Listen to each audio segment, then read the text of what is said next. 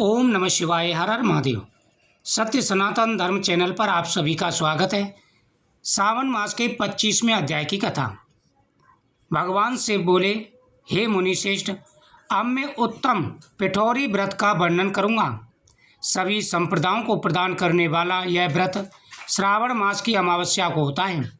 जो यह घर है वह सभी वस्तु मात्र का अधिष्ठान है, इसलिए इसे पीठ कहा गया है। और पूजन में वस्तु मात्र के समूह को आर कहते हैं।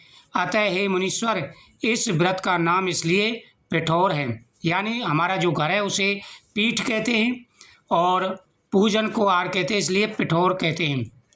अब मैं उसकी विधि कहूँगा, सावधान होकर के सुनिए। दीवार को ताम्रपर्ण, कृष्णवर्ण तथा श्वेत वर्ण धातु से पोतना चाहिए, यानी जिस दीवार पर पूजन करें तो उसको पहले कलर कर लेना चाहिए, पोत लेना चाहिए। अगर ताम्रपर्ण से पोता गया हो तो पीले रंग से, कृष्ण वर्ण से पोता गया हो तो श्वेत रंग से, और श्वेत वर्ण से पोता गया हो तो कृष्ण वर्ण से चित्र बनाना चाहिए। अथवा श्वेत पीस से लाल से काले हरे वर्ण से चित्र बनाएं।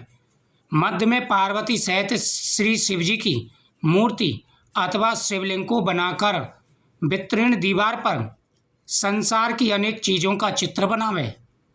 चतुशाला सहित रसोई घर, देवालय, शयन घर, 7 खजाने, स्त्रियों का अंतःपुर जो महलों तथा अट्टालियों से शोभित तथा साल के वृक्षों से मणित हो, चूने आदि से दृढ़ता से बंधे पाषाणों तथा ईंटों से सुशोभित हो, और जिसमें विचित्र दरवाजे, छत तथा कीड़ा स्थान हो, इन सभी को चित्रित करें। बकरियां, गाय, भैंस, घोड़े, ऊंट, हाथी, चलने वाला रथ, अनेक प्रकार की सवारी, स्त्रियां, बच्चे, वृद्ध, जवान, पुरुष, पालकी, झूला और अनेक प्रकार के मंच, इन सब का आंकलन करें।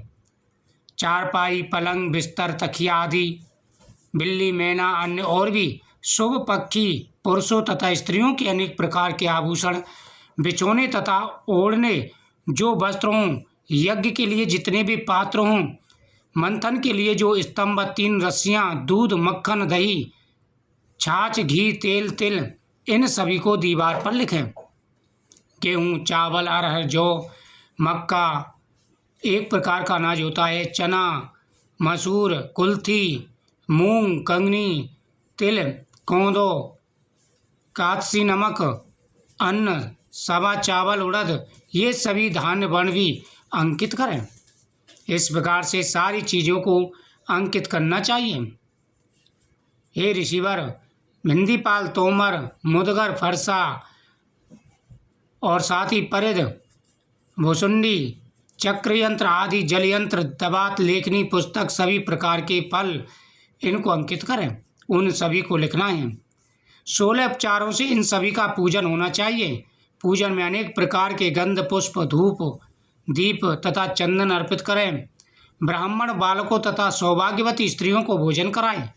उसके बाद पार्वती सहित शिव से प्रार्थना करें, मेरा यह व्रत पूर्ण हो। हे साम शिव, हे दयासागर, हे गिरीश, हे चंद्रशेखर, इस व्रत से प्रसन्न होकर आप हमारे मनोरथ को पूर्ण करें। इस प्रकार 5 वर्ष तक व्रत करके बाद में उद्यापन कर देना चाहिए।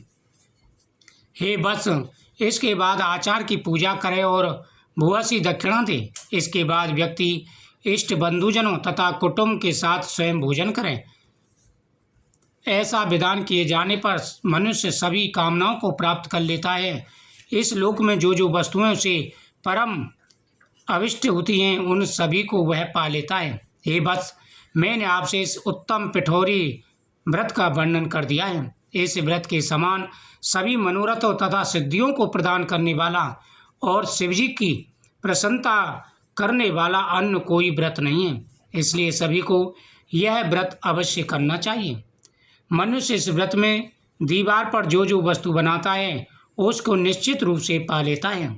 इस प्रकार श्री स्कंद पुराण के अंतर्गत ईश्वर सनत कुमार संवाद में श्रावण मास महत्व में अमावस्या में पिठौरी व्रत कथन नामक 25वां अध्याय पूर्ण हुआ। ओम नमः शिवाय मंत्रों का जाप करते हुए इन कथाओं का प्रतिदिन श्रवण करना चाहिए। इससे सभी प्रकार की मनोकामनाएं पूरी हो जाती हैं। जिस प्रकार से व्रत बताया है उसी प्रकार से व्रत अवश्य करना चाहिए। जीवन में खुशियाँ आती हैं, तरक्की मिलती है और भगवान शिव की सदा ही कृपा बनी रहती है। ओम नमः शिवाय। वीडियो को शेयर करें, चैनल को सब्सक्राइब करें।